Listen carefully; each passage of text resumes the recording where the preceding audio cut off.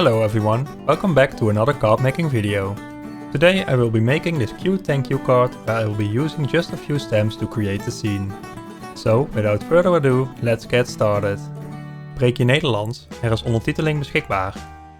I start with coloring my images. I use Copic markers for this and I put the cap with the color number on the left of my paper for you to see which color number I use. All of the images are from Fawn. Most of the images are stamped with Fawn Jet Black ink, but there are a few exceptions. The streetlights are from the Winter Village set and are stamped twice using my Misty and Memento Nautical Blue. The houses and the puff of smoke are also from that set. The clouds are from the Plain and Simple set and are also stamped twice using my Misty using Memento London Fog. The plane and the banner with the text are also from the Plain and Simple set. I've got some images stamped out from the Over the Mountains border set and I will be coloring these a little further on. If you want to skip watching me color, you can skip to the time that pop-ups on the screen now. You can also find the clickable time link in the description.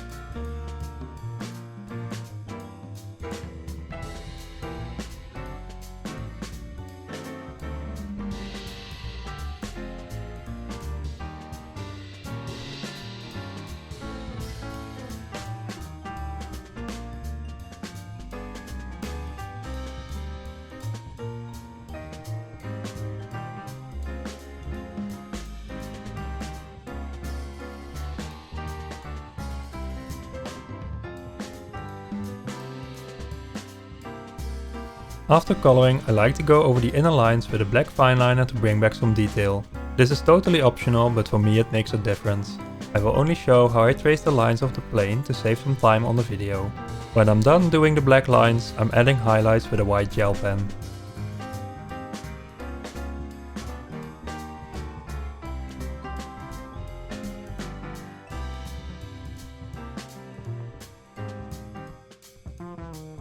I die cut the images off screen. The first image I stamped from the Over the Mountains border set are the mountains. When you stamp these, make sure to kind of let the stamp fall on your work surface and then pick it up with a block, so you know the stamp will be matching the die.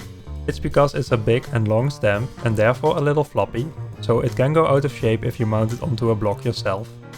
I already die cutted the mountains before I started coloring to see if I did it correctly. It would be a waste of your coloring if it was off and you have to start over. I have quite some paper left at the bottom because I will die cut it later to fit on my card. As you may have noticed, I made two different hues for the mountains, a darker one and a lighter one, just so it has a little more interest. Next up is one of the hills with trees. I did the same thing as with the mountains, so I made sure I dropped the stamp on my work surface, picked it up, stamped it out and die cutted it to see if it was correct. Also, same as with the mountains, I picked 2 different green combos to color in the trees. Again, this will give it some interest.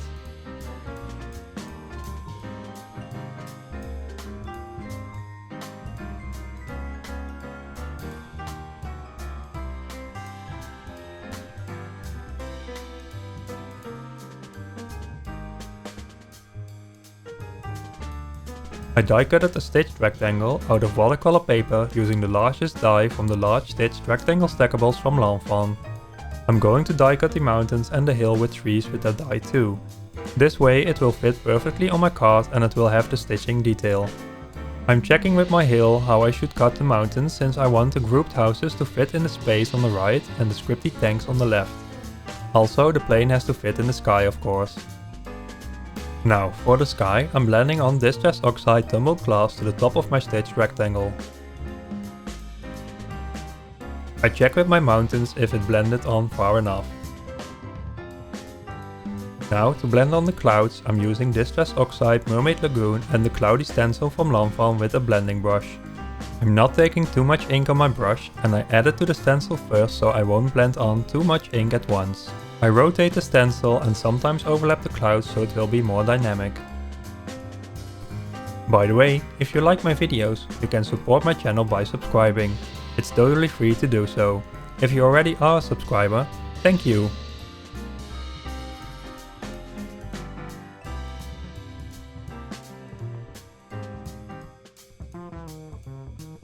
When I'm done, I go around the edges a little to visually close it off.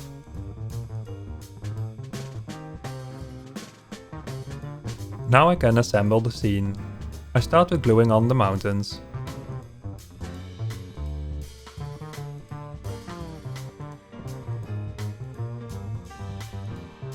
Then I'm gluing the group of houses in place. I'm placing it so that the house in the middle fits between the 2 mountains, so it adds some visual depth. Next, I'm gluing on the single house and the streetlights.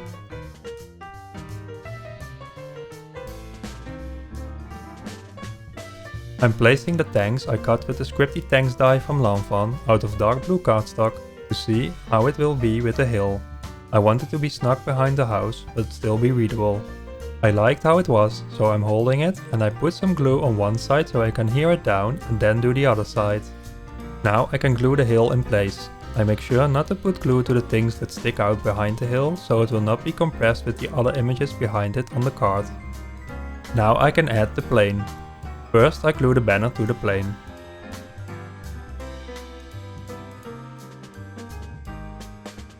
Then I lay down the plane so I know where to glue the big cloud. I want it partially behind the banner because it will add depth. I want the plane and the banner to have a slight overlap with the mountains so they visually will be in front of the mountains. Now I can glue down the plane. And then add a little cloud to the right. To finish off the scene, I only have to glue on the little puff of smoke. Now, the only thing left to do is gluing on the scene to a card base. I already prepared a white card base and I'm using glue tape to adhere the scene. And with that, my card is finished. I'm a big fan of adding a little foam tape to my cards to add some dimension. But as you can see, by overlapping images it will create some visual depth as well, but it keeps your card flat. I hope that you enjoyed my video and that it gave you some inspiration. If so, please consider leaving a thumbs up, subscribing to my channel and ringing the bell to receive a notification when a new video is up. Thanks for watching, see you next time, bye!